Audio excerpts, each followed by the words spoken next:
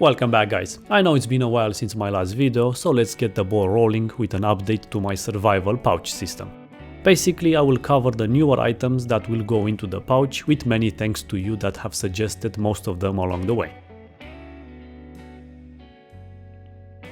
So if you are curious of what's already in the pouch, then you can watch the initial video here. There's only one change since last time, as in I just replaced the scale on my hinderer knife with a quick video on the process as well.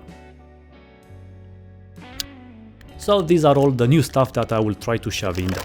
Let's go one by one.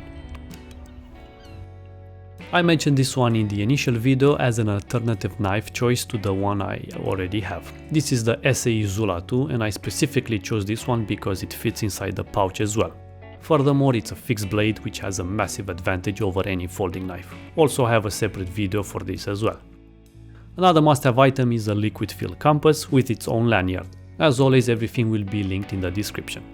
Now this is such a fancy tool. It's basically a highly compact field repair kit from Exotac called the ripSPOOL.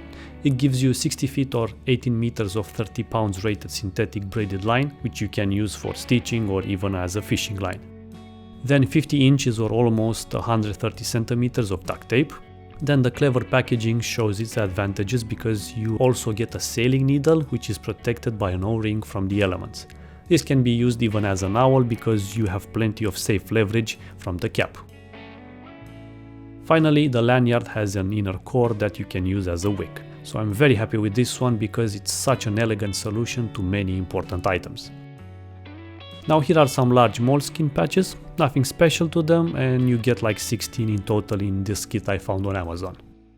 Now these are the famous compressed napkins which only require water to fully unwrap them. Plenty of uses for them and they weigh barely nothing. I think I will put like 10 of them in my pouch. The rest can go in my car, my bike, etc. Then I found this UK company called Polymath with many great items that I need to complete my system. So this is a 50-page water, dust and oil-proof notepad, and this kit even provides a matching pen. I love the fact that the pad even has a ruler on the back, and here is a quick writing test. I put some all-condition bike lube on the piece of paper, and as you can see, you can write quite easily on it.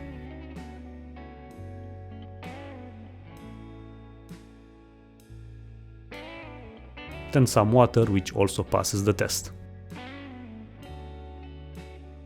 As for the last chapter, here is the mini survival tin kit. I got this because it will provide me with all of the other pieces of the puzzle that I require.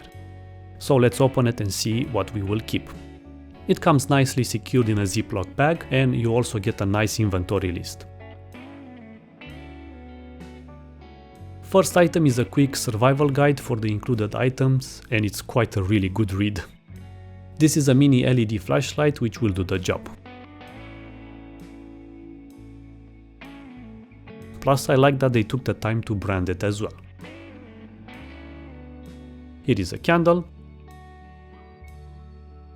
Then a liquid compass, but because I have the other one, this will be a backup for other kits. Then we all know what that is, and it's a very handy item for a quick water bottle, for example. A nicely wrapped 1 meter long paracord. Now that's a slim ferro rod with a striker and even an integrated whistle. One of those compressed towels, I think identical to mine. A mini aid kit that gives me 8 purification tablets as well, so that's another big check off my list. A sewing kit.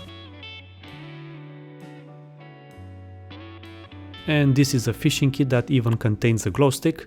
Such a perfect way to store everything in there thanks to this sliding metal box. So this is what I meant, that a kit like this is way better to have in order to complete what you're missing, since you are getting a lot of value for your money.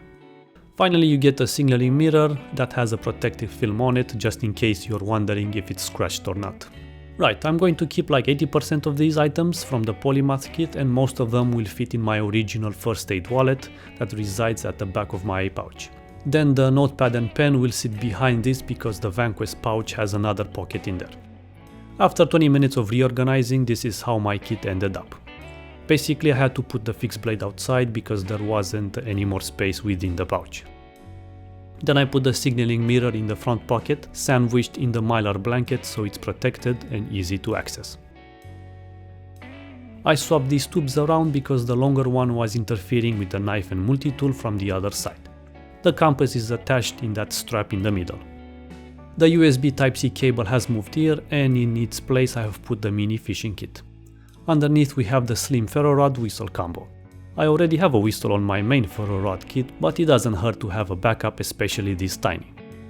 Then that said main fire striker has been relocated here, and in its place I have put the Exotac repair kit since it's quite bulky and fits better there.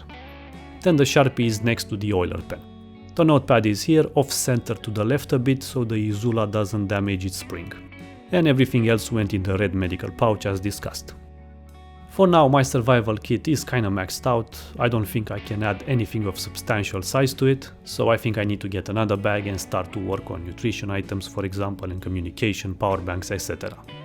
As always, feel free to recommend anything. Thank you for watching and see you all in the next videos.